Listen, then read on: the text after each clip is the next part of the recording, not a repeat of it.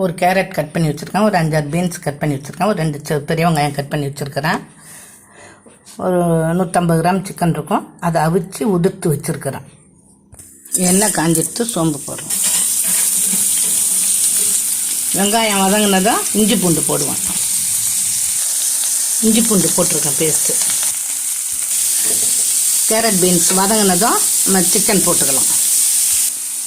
பாருங்கள், கேரட் பீன்ஸ்லாம் நல்லா வதங்கிட்டு இப்போ சிக்கன் மசாலா 1 ஸ்பூன் போட்டுட்டேன். மஞ்சத்தூள் 1/4 ஸ்பூன். இப்போ இந்த அவிச்சு உதிர்த்த சிக்கன் கொட்டுறோம். கரம் மசாலா 1/4 ஸ்பூன் போடுறோம்.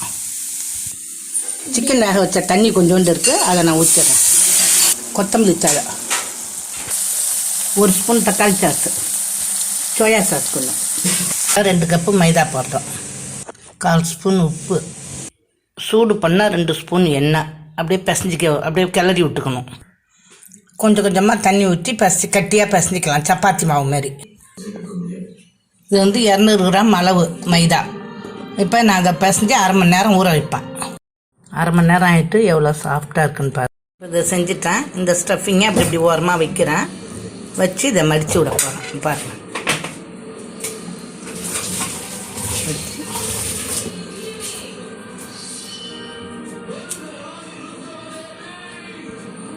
இருக்கும்.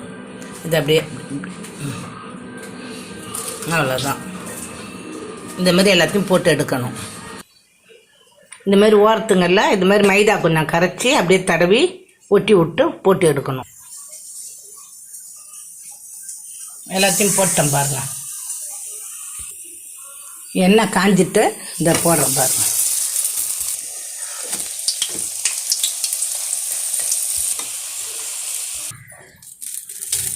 எவ்வளோ கிறிஸ்பியாக இருக்குது பாருங்கள். இந்த பாருங்க, இதேமாரி நீங்களும் செஞ்சு தக்காளி சாஸ் வீட்டிலே செஞ்சது பாருங்கள். இதேமாரி நீங்களும் செஞ்சு பாருங்கள்.